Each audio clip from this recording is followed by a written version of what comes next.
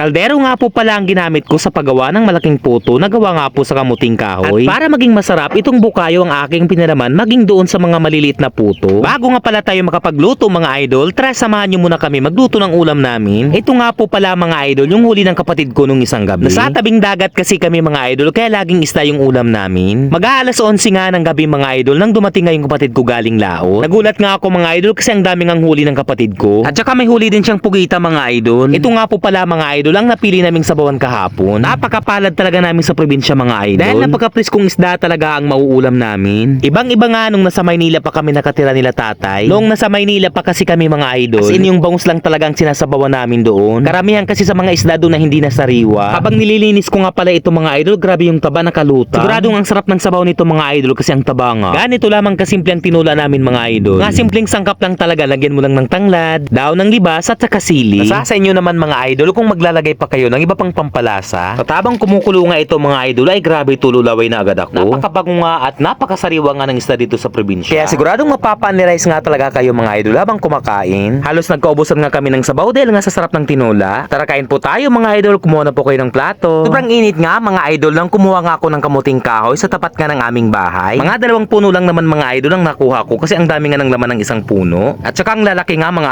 idol. Nakakatuwa nga kasi ang dami na nga naming na-harvest sa tanim ni tatay. Hindi nga masyadong malawak mga idol pero grabe ang dami nga ng laman. Kaya nga nang dati mga idol pagkatapos ko nga mabalatan ay inugasan ko na nga ito ng maayos. Paabot na nga siguro ito ng 10 taon mga idol bago ko nga ulit ito matikman. Kaya sabi ko makapagluto nga ulit. Kayo po ba mga idol, kailan po ba yung last na tikim nyo dito? Simple lang naman mga idol ang gagawin nyo dito. Dapat mabuhagag ang pinigang kamuting kahoy. Bali gagamit din pala tayo dito mga idol ng butong na gagawin nga nating bukayo. So ang ginawa ko lang naman mga idol ay pinaghalo-halo ko nga itong butong at saka yung asukal. Hinalukay ko lang naman ito mga idol hanggang sa magkulay brown. Bali dito nga po pala tayo magluluto mga idol. Madali lang naman mga idol pagkatapos nga hanguin itong bukayo ay gagawa na nga tayo ng puto mga idol. Bali sa gitna natin ilalagay mga idol itong palaman na bukayo at tatakpan ng inidid na kamuting kahoy. Bali umabot nga pala kami ng gabi mga idol bago tuluyan nga itong maluto.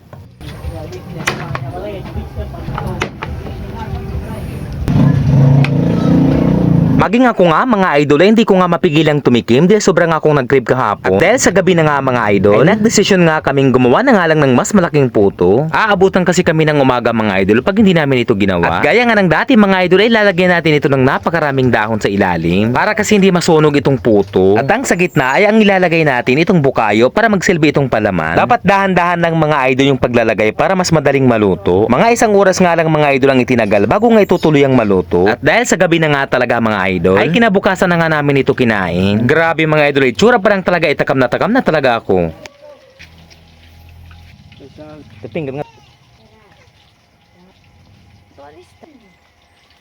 May nakikain nga po ulit sa amin mga idol. Dahil nandito na naman nga ulit itong aking mga pinsan. Hanggang dito na lamang po mga idol ang ating video. Marami pong salamat sa panonood.